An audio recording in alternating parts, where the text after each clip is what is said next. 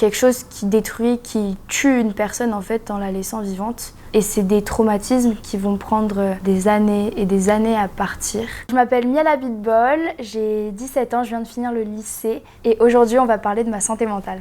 En gros, quand j'avais 13 ans, j'ai vécu des choses assez compliquées. J'ai subi un viol. Sur le moment, je m'en rendais pas nécessairement compte. Je pense que c'était un peu un déni parce que ça s'est fait par la manipulation d'un garçon qui était majeur. Et en fait, en même temps, ça a enchaîné un garçon de ma classe qui a partagé des nudes dans tout le collège et qui m'a aussi fait des attouchements. J'ai tout gardé pour moi, j'en ai parlé à personne parce que j'avais hyper honte de ce qui m'était arrivé. Pour moi, c'était ma faute, etc. J'étais une moins que rien, j'étais salie, j'étais mal. Ça m'a un peu dégoûtée de ma propre personne de vivre tout ça. Et sauf qu'après quelques mois, j'ai explosé. J'ai fait une première tentative de suicide. J'ai fini à l'hôpital et en fait, c'était le début d'un enfer.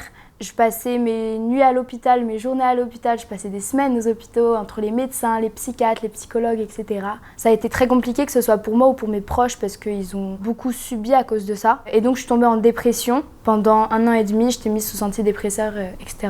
Et un peu plus tard, j'ai eu un trouble du comportement alimentaire. Donc ça a été très compliqué parce qu'en fait, j'avais plus envie de vivre, je voulais plus rien de motiver, plus rien de me donner envie. Au total, j'ai dû faire 4-5 tentatives de suicide. Je mangeais plus, donc le regard des gens a changé. Les gens avaient de la peine pour moi, etc. Et en même temps, j'étais sur les réseaux sociaux, donc ça c'est aussi compliqué. Moi, j'ai toujours tout exposé sur ma vie sur les réseaux. Je racontais mes problèmes, les gens étaient là pour moi. La plupart du temps, ils étaient hyper gentils, ils me soutenaient énormément, c'est adorable. Et donc j'avais leur soutien, mais en même temps, cette exposition sur les réseaux, elle était un peu malsaine parce que quand tu exposes toute ta vie sur les réseaux, y a des critiques, il y en a qui se moquent et forcément ça fait mal. Et j'avais pas besoin de ça nécessairement, donc je sais pas si c'était une très bonne idée de tout exposer. Mais donc voilà, ces années où j'étais en dépression et où j'ai eu un TCA ont été très compliquées. Et aujourd'hui, ça a toujours des impacts sur moi. C'est quelque chose qui détruit, qui tue une personne en fait en la laissant vivante. Et c'est des traumatismes qui vont prendre des années et des années à partir.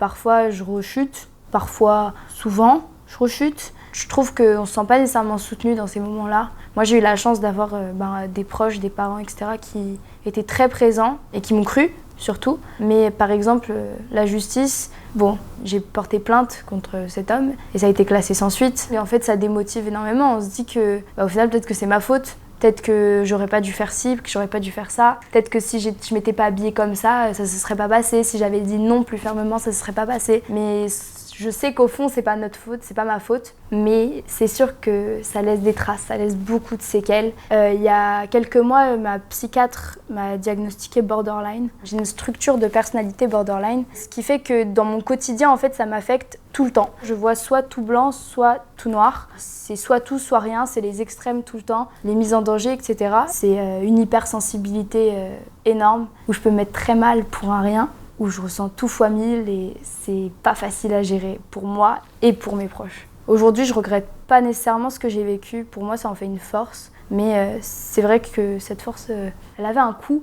Et le coût a été très, très cher, très compliqué et très fatigant surtout. Aujourd'hui, la santé mentale, c'est hyper important. Il y a une jeunesse qui est vraiment en détresse, à mon avis. Quand je vois des petites filles qui m'envoient des messages, des filles et des garçons en vrai, qui m'envoient des messages, tous les jours j'en reçois des gens qui sont au bout de leur vie, qui veulent en finir parce qu'ils ont eu tel ou tel problème, qui se font du mal, etc., qui n'ont personne à qui parler. Et moi, ça me fond le cœur et je comprends ce que ces gens ressentent parce que je l'ai moi-même vécu. Il y a beaucoup de harcèlement à l'école. En fait, il y a beaucoup de problèmes et j'ai l'impression que la jeunesse, elle grandit pas dans un environnement sain et qui leur donne les clés pour aller bien, pour être épanouie. Il ne faut pas oublier que la jeunesse d'aujourd'hui, c'est l'avenir, c'est nous qui allons prendre les grosses décisions plus tard, c'est nous l'avenir. Il ne faut pas minimiser la santé mentale des jeunes. Si j'ai un message à faire passer, je dirais qu'il ne faut pas désespérer. Le chemin, quand on va mal, il est très long, il est très difficile, il fait mal, que ce soit pour nous ou nos proches. Mais il ne faut pas désespérer, la vie est belle, la vie est faite de plein de belles choses, de belles surprises inattendues. Et